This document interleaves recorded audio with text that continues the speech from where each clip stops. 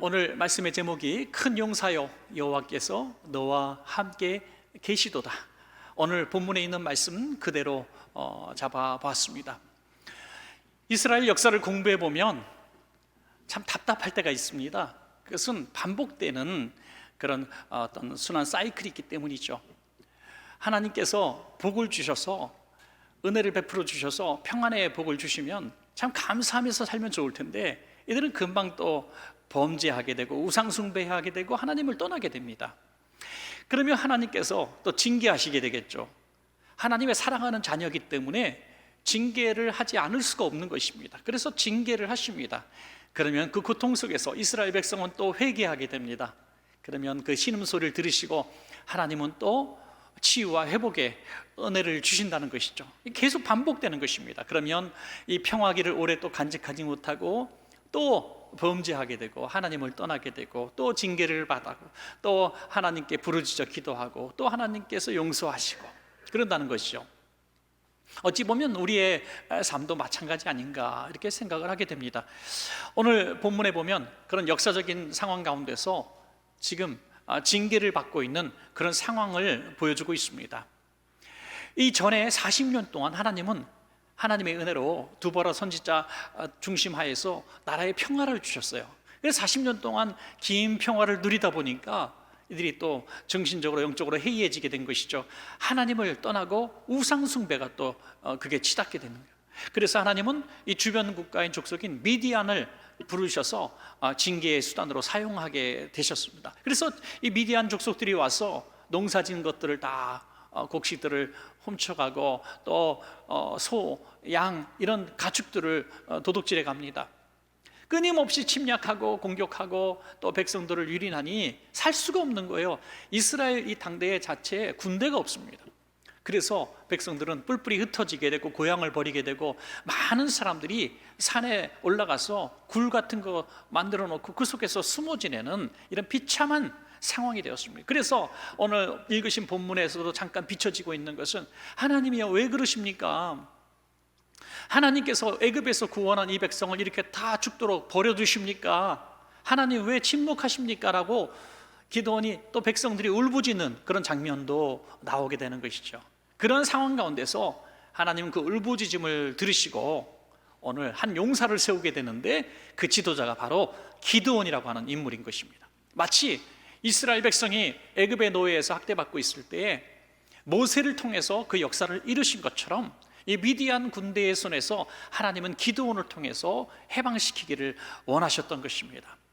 그런데 이 기드온은 절대로 우리가 볼 때에 하나님이 그렇게 부르실 만한 인물이 되지 못합니다. 저는 이 기드온을 말씀드릴 때에 계속해서 모세가 이렇게 겹쳐지게 되죠.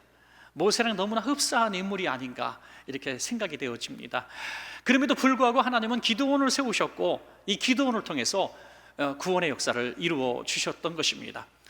우리는 우리 삶을 통해서 내가 기드온 같은 인물이 되어야지, 내가 큰 용사가 되어야지 하는 생각을 잘 하지 않습니다. 나라가 어려우면 하나님 이 나라를 구원할 모세 같은 종, 기드온 같은 사람을 보내주십시오라고 우리는 기도하기도 하고요. 교회가 어렵고 기관이 어렵고 구역이 어려우면 그런 지도자를 보내달라고 기도하기도 합니다. 기업의 사업체에도 그런 인물을 보내달라고 기도하기도 합니다. 그런데 오늘 본문을 통해서 우리가 분명히 깨닫게 되는 것은 큰 용사는 이 땅에 특별한 사람이 없다는 것입니다. 이 땅에 큰 인물은 없습니다. 누가 그러면 큰 인물인가? 오늘 성경에서 분명히 말씀하고 있습니다. 적은 자지만 약한 자지만 큰 용사라고 말씀하시면서 그 조건을 다시는데 여호와께서 너와 함께 계시도다 하는 것이죠. 하나님이 함께 하시면 기드온도 되고 모세도 되고 큰 용사도 될 줄로 믿습니다. 자, 그렇다면 우리는 오늘 이 시간에 마음을 고쳐 먹어야 되는 것이죠. 하나님, 내가 바로 큰 용사가 되겠습니다. 하나님, 나와 함께 계시기를 소원합니다. 그런 마음을 갖기를 주님의 이름으로 부탁드립니다. 자, 그러면 우리가 어떻게 해서 큰 용사가 될 것인가, 큰 용사로 쓰임받게 될 것인가, 오늘 본문을 통해서 우리가 그 교훈을 얻기를 바랍니다. 첫 번째로 하나님은 작은 자를 들어서 큰 용사로 쓰십니다. 작은 자, 큰 용사를 들어서 큰 용사라고 말하는 것은 뭐 누구나 할 수 있는 이야기죠. 그러나 지극히 작은 자를 들어서 큰 용사로 만드시는 것이 하나님의 일인 것입니다, 여러분. 자, 기드온을 부르실 때 기드온의 그 모습은 어떤 모습이었습니까? 사사기 6장 11절에 요아스의 아들 기드온이 미디안 사람에게 알리지 아니하려 하여 밀을 포도주 틀에서 타작하더니 그랬습니다. 하도 미디안 족속이 시두대도 와서 곡식을 뺏어가니까 먹을 수가 없는 거예요. 그래서 굶게 됐습니다. 그래서 이 저장된 곡식이 아니라 아직 탈곡되지 않은 이런 곡식들을 몰래 조금 소량을 가지고 가서 포도주 틀에 가서 탈곡을 하는 겁니다. 타작마당에서 탈곡을 해야 되는 거죠. 그런데 그렇게 하면 또 미디안 사람들이 와서 훔쳐갈까 봐, 빼앗아갈까 봐 몰래 조금씩 포도주 틀에서 설마 타작을 할까 상상하지 않는다는 것이죠. 그래서 조금씩 탈곡해서 그걸 제대로 쪄서 드셨겠어요? 그냥 입에다가 날 것을 넣으면서 그냥 연명하는 것이죠. 이런 부끄러운 겁쟁이의 모습, 자기 혼자 먹고 살려고 몸부림치는 참 비참한 삶을 사는 이스라엘 백성 중에 지극히 작은 자의 한 모습을 보여주고 있습니다. 그런 사람에게 사사기 6장 12절에 주님은 이렇게 찾아오셨습니다. 여호와의 사자가 기드온에게 나타나 이르되 큰 용사여, 여호와께서 너와 함께 계시도다. 아멘. 얼마나 부끄러웠을까요? 지금 숨어서 걸릴까 봐 무서워서 이렇게 웅크리고 앉아가지고 소량의 이 밀을 타작하고 있는, 그리고 날 것을 입에다 집어넣고 있는 자신을 보면서 큰 용사여, 너가 이 백성을 미디안의 손에서 구원하라, 이렇게 말씀하시니 이게 무슨 말도 안 되는 이야기입니까? 당연하게 기드온은 이렇게 답합니다. 사사기 6장 15절에 그러나 기드온이 그에게 대답하되 오 주여, 내가 무엇으로 이스라엘을 구원하리이까? 보소서, 나의 집은 므낫세 중에 극히 약하고 우린 장군 집안이 아닙니다. 나는 또 내 아버지 집에서도 가족들 가운데서도 가장 작은 자니이다. 우리 가문도 별 볼 일 없는 가문이고요, 우리 가문 그나마 우리 있는 식구들 중에서도 저는 가장 작은 자입니다. 똑똑하지도 못하고 힘도 세지도 못하고 지혜롭지도 못합니다. 그런데 내가 뭘 하겠습니까? 하나님께서 모세를 부르셨을 때와 아주 흡사한 이런 대답을 하죠. 자, 출애굽기 3장 11절에 보면 모세가 이렇게 대답하죠. 모세가 하나님께 아뢰되 내가 누구이기에 바로에게 가며 이스라엘 자손을 애굽에서 인도하여 내리이까? 똑같은 얘기를 하고 있습니다. 모세도 기드온도 하나님 사람 잘못 보셨습니다 하는 거죠. 우리 가끔 그런 대답을 할 때가 있어요. 집사님 일 좀 해주셨으면 좋겠어요. 집사님이 다 적임자고 집사님밖에 없어요 지금. 그러면 우린 이렇게 얘기하죠. 우리 집안 대대로 이런 일을 할 수 있는 사람이 없었고 할 수 있는 사람들이 있다고 할지라도 나는 아닙니다. 예. 나는 경험도 없고 실력도 없고 능력도 없고 사람 잘못 보셨습니다 하는 거죠. 모세처럼 아니 내가 누군데 나를 시키십니까? 참 목사님 사람 볼 줄 모르시네. 예. 나는 실력도 없고 능력도 없고 지혜도 없고 돈도 없습니다. 난 아무것도 할 수 있는 게 없어요. 건강도 없어요. 근데 나보고 하라고요? 모세처럼 나는 입이 뻣뻣합니다. 난 말도 못합니다. 나는 도망자입니다. 나는 노인입니다. 나는 살인자입니다. 이렇게 핑계하고 있는 것이죠. 그런데 여러분 놀랍게도 모세에게 하셨던 말씀과 기드온에게 하셨던 답변이 동일하다는 거예요.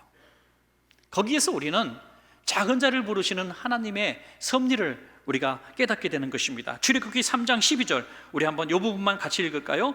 시작. 하나님이 이르시되 내가 반드시 너와 함께 있으리라. 아멘. 이게 답인 거예요. 하나님의 답은 우리들의 고백한 자화상과 전혀 상관없습니다. 그래서 어쩌라고? 나도 다 알아. 넌 작은 자야. 너는 할 수 없어. 너는 지혜도 없고 건강도 없고 능력도 없고 실력도 없어. 내가 알아. 모르는 게 아니야. 그래서 내가 너와 함께 하리라 하겠다는 겁니다. 이것이 작은 자를 부르셔서 큰 용사로 만들어 쓰시는 하나님의 방법이라는 것입니다, 여러분. 자, 그렇게 하나님이 우리를 부르시면 우리는 그렇게 큰 용사로 살아본 적이 없습니다. 부르심에 무조건 아멘 할 수가 없잖아요. 해봐야 안 될 텐데. 그래서 기드온은 증표를 구하죠. 이제 국과 또 떡과 이제 고기를 가지고 와요. 고기와 떡과 국을 가져왔는데 이 국을 이제 하나님의 사자가 야, 고기하고 떡하고 바위 위에 좀 올려놔봐라.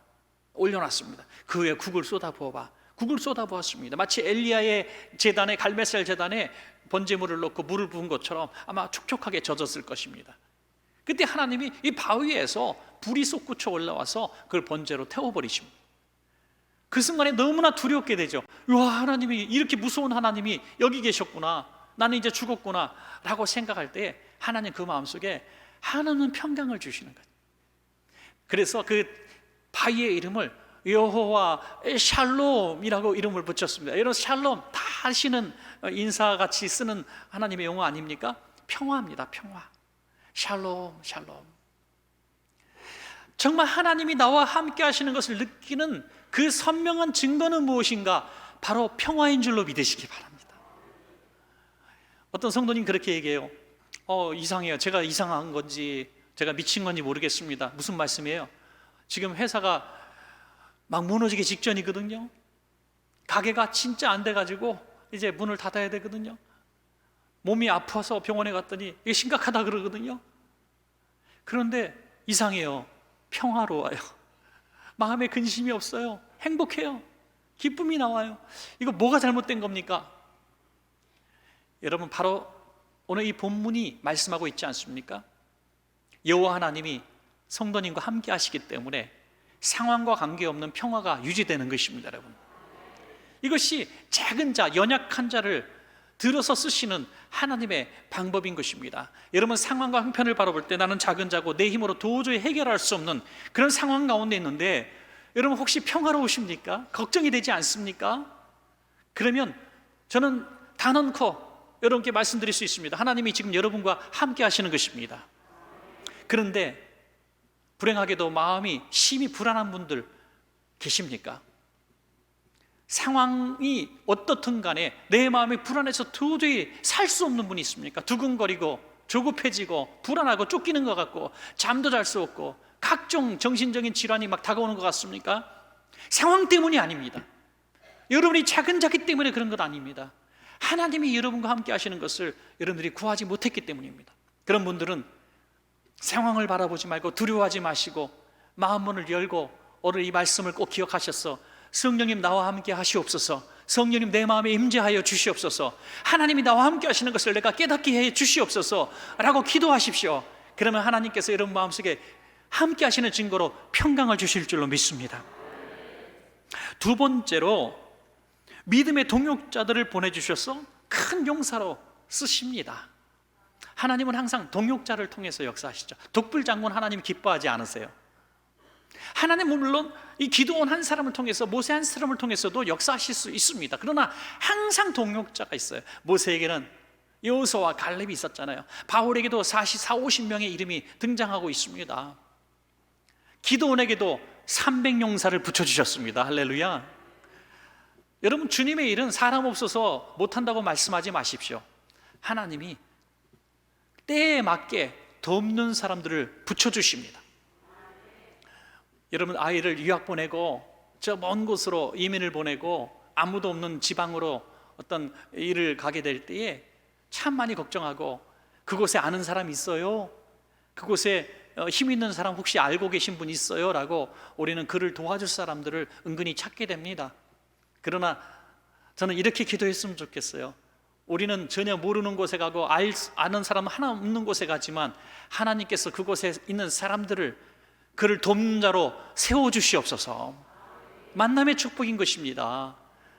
도와주겠다고 하는 사람들은 하나도 나타나지 않아도 그곳에 처음 만난 사람이 그를 돕는 은인이 될 수가 있는 것입니다. 바로 하나님이 예비하신 돕는 자들은 바로 큰 용사가 되면 붙여주시겠다고 약속하신 것입니다. 여러분, 문제는 내가 하나님의 쓰임받는 큰 용사로 쓰임받는 그 조건이 있어야 된다는 것입니다. 자, 악한 자들도 이 동역자들을 찾더라고요. 악한 자들도 혼자 악한 일 하는 게 아니에요. 항상 동조자들이 있습니다. 여러분, 지금 전쟁을 일으킨 그 세력도 고립을 시키고 싶어서 지금 전 세계가 이렇게 외면하고 하늘도 맞고 배도 맞고 하고 있지만 왜 살 수 있는가? 그 또 악한 자들끼리 또 통하는 게 있더라고요. 서로 돕는 게 있어요. 자기들 비슷한 처지이기 때문에 그런 거죠. 여러분, 미디안 군대 이 침략자들을 여러 아말렉 군사들과 동방 사람들이 연합군으로 형성이 됩니다. 너무나 먹기 쉬운 먹이잖아요. 가서 침략만 같이 싸우는 척만 해도 그 전리품들을 나눠 가질 수 있습니다. 그래서 많은 강력한 세력들이 연합군을 만들어서 13만 5천 명이 쳐들어옵니다. 이스라엘은 군대조차 없어요. 어떻게 이길 수가 있겠습니까? 기드온이 응답을 받았고 나갈 수 있는 믿음이 이제 생겼음에도 불구하고 너무나 불안한 거예요. 하나님께 또 구합니다. 하나님 살아계신 거 믿고 저를 사용하는 거 믿지만 저는 정말 힘이 없습니다. 제가 어떻게 싸우겠습니까? 증거 하나만 더 보여주세요. 양털 뭉치를 하나 딱 만들어 놓고 하나님 내일 아침에 이슬이 내릴 텐데 양털 뭉치에만 이슬이 묻게 해주세요. 다른 데는 다 뽀송뽀송하게. 별 희한한 걸 가지고 하나님 앞에 이게 시험하는 것 같아요. 그때 하나님께서 정말 그렇게 응답해 주셨습니다. 하나님은 참 친절하신 하나님이. 그러면 그냥 이거 놀라운 기적을 봤으니 한번 나가면 되지. 또 하나님 한 번만 더요. 이제 거꾸로 안 될까요? 이 양털 뭉치만 뽀송뽀송하고 밖은 축축하게 젖게 하면 안 될까요? 그럼 하나님이 또 해주신다. 여러분, 모세랑 단물골이에요. 모세에게 하나님께서 이적을 보여주십니다. 내 품 안에 손을 넣어봐라. 빼봐라. 넣다 빼니까 하얗게 나병이 걸려요. 다시 넣다 빼니까 깨끗하게 낫습니다. 지팡이를 넣으니까 뱀이 되고 잡으니까 다시 지팡이 됩니다. 자, 됐지? 너 나가서 해봐라. 싸워봐라. 그래도 모세는 나는 입이 뻣뻣합니다. 할 수 없습니다. 했던 것처럼 기드온도 그랬다는 거예요. 제가 만약에 그럴 리도 없겠지만 하나님의 입장이라면 관둬라. 더러워서 안 쓴다. 치사하다. 치사해. 더 이상 내가 너한테 뭘 어떻게 해줘야 돼? 믿겠냐? 진짜 답답하구나. 갑자기 가슴이 철렁 내려앉지 않으세요? 10년 전에 하나님이 나를 만나주셨을 때 그 감동대로 지금까지 우리는 살고 있지 못하기 때문이죠. 30년 전에 하나님 나를 만나주신 그 감동을 내가 갖고 있다면 지금 이렇게 살고 있지는 않겠죠. 하나님 과거에 수없이 우리를 만나주셨고 하나님이 함께 하심을 보여주셨고 살아역사하심을 우리에게 보여주셔서 우리는 그때마다 이렇게 고백했습니다. 하나님, 살아계신 하나님을 내가 믿습니다. 내게 이렇게 은혜 베풀어 주신 것을 내가 감사합니다. 얼마나 감격하고 간증하고 다니면서도 눈물을 줄줄 흘리면서 하나님을 찬양하고 전도하지 않았습니까? 그런데 지금 뭐 좀 해보자고 하니까 하나님, 살아계신 증거가 필요합니다. 또 얘기하고 있는 것이죠. 우린 다 같이 이렇게 연약할 수밖에 없다는 것입니다. 그때 하나님이 32,000명을 불러주시는 거예요. 이스라엘 군사 나팔 한 벌 부르니까 32,000명을 불러주셔요. 야, 너와 함께 목숨을 걸고 싸울 사람이 하고 보내줘. 야, 여기까지만 해도 기분이 너무너무 좋았어요. 하나님 감사합니다. 이 군대를 가지고 나가 싸우면 그래도 해볼 만합니다. 13만 5천 대 3만 2천. 그래, 한번 해보자. 이런 마음을 딱 가졌는데 가만히 보니까 안 되겠어요. 기도원 마음이 보니까 슬슬 욕심이 생기는 것처럼 보였나 봐요. 하나님이 말씀하십니다. 사사기 7장 3절에 이제 너는 백성의 귀에 외쳐 이르기를 누구든지 두려워 떠는 자는 길라산을 떠나 돌아가라 하라 하시니 이에 돌아간 백성이 22,000명이요 남은 자가 10,000명이었더라. 22,000명을 순식간에 돌려보냅니다. 두려워 떠는 자를 챙겨 버립니다. 빼버립니다. 그래서 하나님 너무하십니다. 동역자를 좀 보내주시려면 많이 보내주셔야지 온 사람마저 쫓아보내주십니까? 서운해했는데 끝이 아닙니다. 시냇가로 데리고 나가서 물을 마시게 하는데 엎드려서 막 핥아먹는 사람, 물속에 막 들어가서 먹고 있는 사람은 다 잘라버리고 손으로 물을 떠서 먹으면서 좌우를 경계하며 칼을 놓지 않는 그 용사 같은 사람만 300명을 딱 추리시는 것이죠. 그래서 300명 가지고 싸우라는 거예요. 여러분, 그런데 놀랍게도 32,000명이 동역자가 아니었습니다. 하나님이 뽑으신 동역자는 300명이었던 거죠. 하나님의 역사는 수에 있는 것이 아니라 하나님이 쓰시고자 하는 사람의 그 어떤 믿음에 있다는 것을 우리는 보게 되는 것입니다. 수가 10,000명이고 1,000,000명이고가 중요한 게 아니라 정말 하나님이 보시기에 통과된 믿음을 가진 사람, 그 믿음의 소수가 나라를 구원하고 세계를 이끌어간다는 것입니다. 여러분, 교회도 마찬가지고 국가도 마찬가지고 어떤 공동체도 마찬가지예요. 소수가 그 공동체를 이끌어가고 있는 것입니다. 여러분, 하나님의 영적 공동체도 마찬가지라는 거죠. 당연하게 두 가지 종류의 사람을 쫓아보내셨어요. 첫째는 두려움이 있는 사람. 여러분, 하나님이 함께 하시는 것을 믿으면서도 두려움이 있다? 하나님이 함께 하시는 것을 믿는 사람이 아닙니다. 질병이 있건 어떤 환란이 있건 경제적인 문제가 앞에 가득 있건 간에 두려움이 있으면 하나님이 함께 하심을 믿지 않는 것입니다. 그러면 하나님은 그를 큰 용사로 쓰실 수도 없고 하나님의 일에 그를 쓰실 수가 없어서 돌아가게 하시는 것이죠. 또 신중하지 못한 사람들, 말 함부로 하고 부정적인 얘기를 하고 철싹철싹거리는 사람들을 하나님 쓰시지 않는다는 거예요. 그래서 돌려보냅니다. 단 300명 침묵을 지킬 줄 아는 사람들, 좌우를 분별하며 자기의 임무를 성실하게 준행할 수 있는 그런 하나님의 사람들 300명을 추리신 것이죠. 여러분, 이스라엘 백성이 이 다수결 때문에 망한 민족 아닙니까? 애굽에서 나와서 가나안 땅 목전에 두고 이제 바로 들어가면 되는데 정탐한 나머지 10명의 정탐꾼이 부정적인 얘기를 합니다. 단 여호수아 갈렙 두 정탐꾼만 긍정적인 얘기를 하죠. 그런데 이 부정적인 10명의 다수결의 이야기를 듣고 전 백성이 울고 통곡하는 바람에 이 백성은 망해버렸습니다. 한번 생각해 보십시오. 차라리 여호수아와 갈렙만 정탐꾼으로 보내봤다면 어떤 결과가 났을까요? 저는 성경을 이렇게 재밌게 한번 없는 얘기를 지어내는 것도 즐겁게 생각합니다. 있지도 않은 얘기고 참 불행한 결과를 낳은 사건이지만 만약에 하나님이 모세를 통해서 야 모세야, 너 다 보내지 말고 쓸데없는 사람 보내지 말고 두려워하는 사람 보내지 말고 말 함부로 하는 사람, 부정적인 사람 보내지 말고 믿음 있는 사람 2사람만 뽑아서 보내. 여호수아와 갈렙만 딱 보냈다고 생각합시다. 여호수아와 갈렙이 와갖고 갑시다, 하나님이 주신 땅입니다, 문제 없습니다 하면 백성들이 우하고 가나안 땅에 들어갔을 줄로 믿습니다. 그런데 믿음 없는 쓸데없는 다수결이 이 나라를 망치고 민족을 망치고 가나안 땅 못 들어가고 광야에서 다 죽게 만들지 않았습니까? 이 믿음 있는 300명만 갖고 일하시겠다는 겁니다. 차라리 조용하게 순종하며. 왜냐하면 이 300명 같은 사람 아니면 이 전쟁에서 싸울 수가 없기 때문에. 이 전쟁이 어떤 전쟁이었어요? 칼과 창으로 싸우는 전쟁이 아니라 항아리에 횃불 담아가지고 나가는 전쟁이었습니다.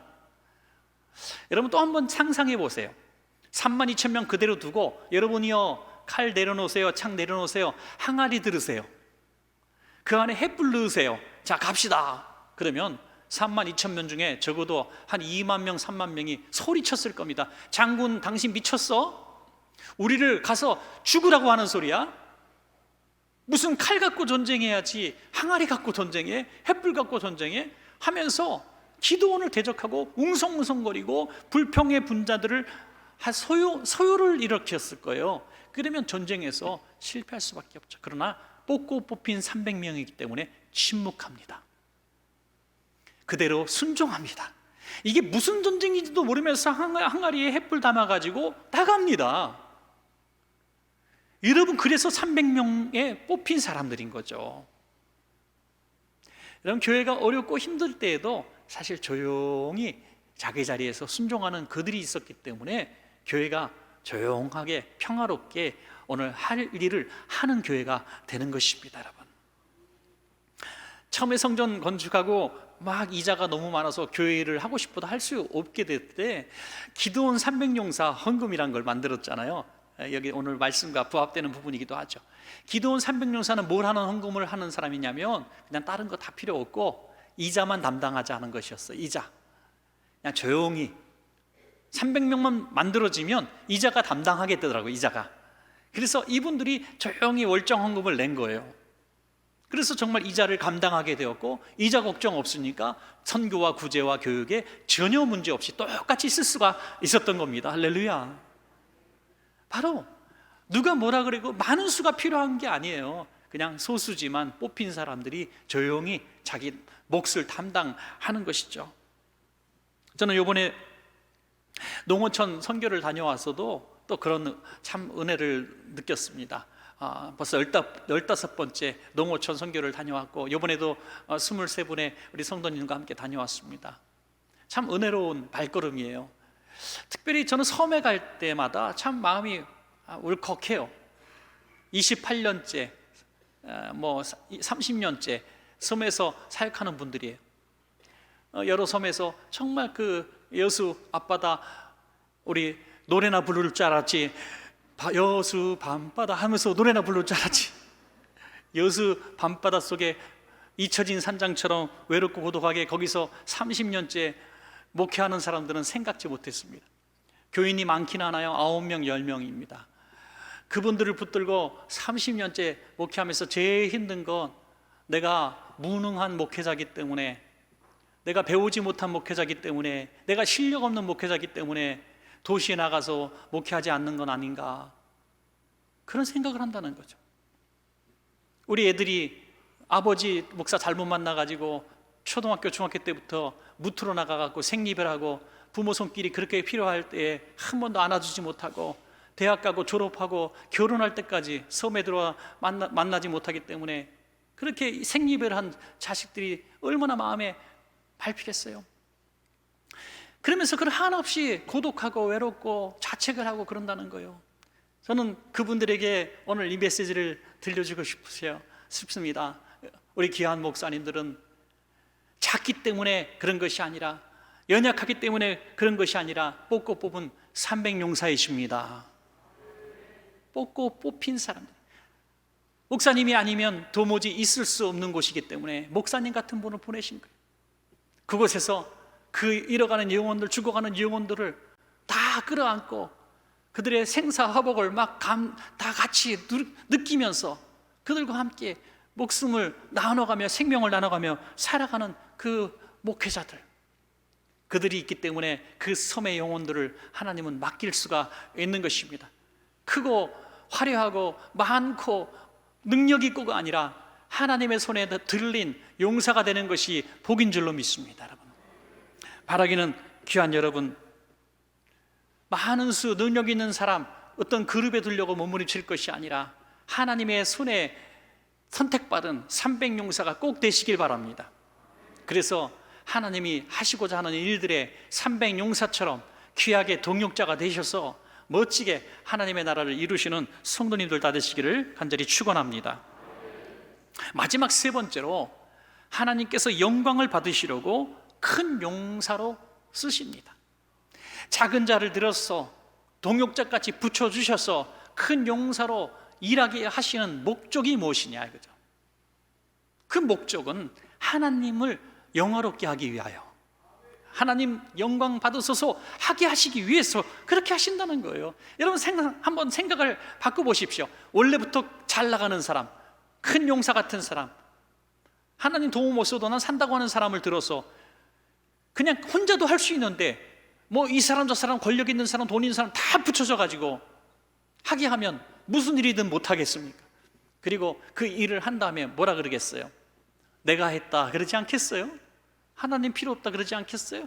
그러나 가장 작은 자, 아무것도 할 수 없는 연약한 자를 들어서 선택하시고 하나님이 뽑고 뽑은 사람을 붙여주시고 하나님이 일을 함께 하셔서 일을 이루시고 난 다음에는 그들의 입술의 고백은 무엇일까요? 하나님이 하셨습니다 라고 할 수밖에 없는 것이죠. 그래서 작은 자를 들어서 쓰시고 또 하나님께서 동역자들을, 믿음의 동역자들을 붙여주셔서 일을 하시게 하실 때에는 오직 하나님께 영광이 되어야 한다는 것입니다. 여러분, 기드온은 이 전쟁의 사령관이고 또 이 나라를 구원한 구원자입니다. 마땅히 왕이 되어야 될 사람입니다. 그래서 백성들이 전쟁 끝난 다음에 다 모여서 왕으로 삼으려고 합니다. 그때 기드온이 한 고백까지 제가 한번 읽어드리겠습니다. 사사기 8장 22절에서 23절입니다. 그때 이스라엘 사람들이 기드온에게 이르되 당신이 우리를 미디안의 손에서 구원하셨으니 당신과 당신의 아들과 당신의 손자가 우리를 다스리소서 하는지라. 기드온이 그들에게 이르되 내가 너희를 다스리지 아니하겠고 나의 아들도 너희를 다스리지 아니할 것이요 뭐라고요? 시작. 여호와께서 너희를 다스리리라. 아멘. 나 왕이 되지 않겠다는 겁니다. 오직 하나님만이 왕이십니다 라고 하는 거죠. 하나님이 가장 기뻐하실 이 신정의 국가를 세우는 모습을 보게 되는 것입니다. 여러분, 이 사실을 딱 깨닫게 될 때에 왜 32,000명에서 300명까지 줄이셨는가? 하나님의 또 속마음을 읽게 되죠. 하나님이 이렇게 말씀하셨습니다. 사사기 7장 2절에 여호와께서 기드온에게 이르시되 너를 따르는 백성이 너무 많은즉 32,000명이 너무 많은즉 내가 그들의 손에 미디안 사람을 넘겨주지 아니하리니 이는 이스라엘이 나를 거스려 스스로 자랑하기를 내 손이 나를 구원하였다 할까 함이니라. 하나님 그것까지 걱정하신 거예요. 그래서 여러분, 우리가 한번 힌트를 하나 얻어야 될 게 있어요. 될 수 있어야만 하는 건데 안 풀리는 문제들,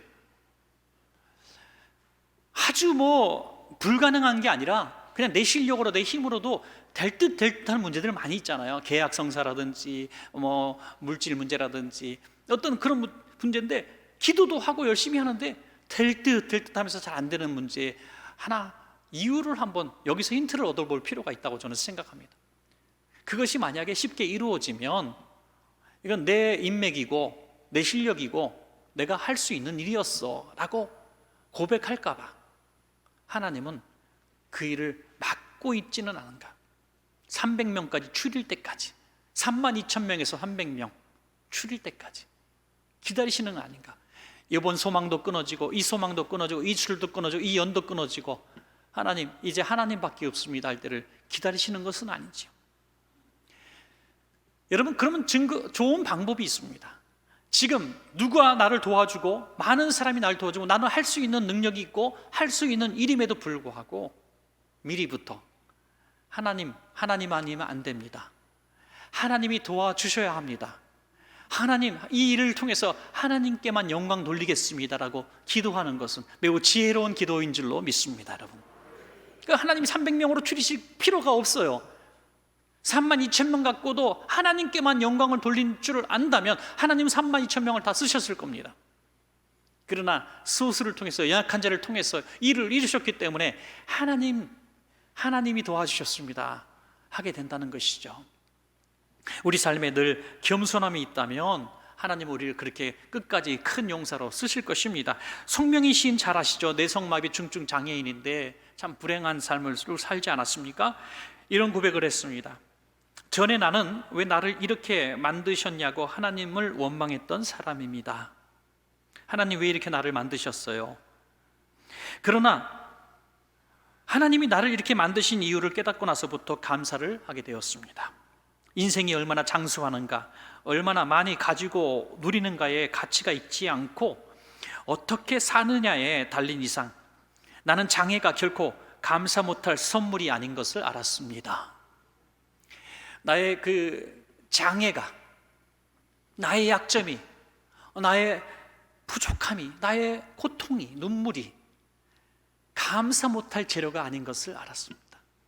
어쩜 이렇게 깊이 있는 고백을 할까, 참 감동하게 됩니다. 여러분, 여러분의 약함과 눈물과 탄식, 풀리지 않은 여러분의 그런 약점들, 장애들, 이런 것들이 하나님을 영화롭게 하기 위한 감사의 재료인 것을 믿으시면 복이 될 줄로 믿습니다. 여러분 말씀을 맺겠습니다. 하나님은 이 시간에도 살아계신 하나님이십니다. 그 하나님이 여러분과 함께 하십니다. 여러분이 아무리 작은 자라도 여러분들로서 강한 자를 부끄럽게 하실 것입니다. 혼자 힘으로 감당 못할 때에는 하나님은 시마다 때마다 여러분 돕는 동역자들을, 믿음의 동역자들을 붙여 주실 것입니다. 여러분 반드시 성공한 이후에 하나님이 여러분 도와주셔서 역사를 이룬 이후에는 꼭 잊지 마십시오. 하나님께만 영광 돌리십시오. 그러면 여러분 큰 용사로 쓰임받게 될 줄로 믿습니다.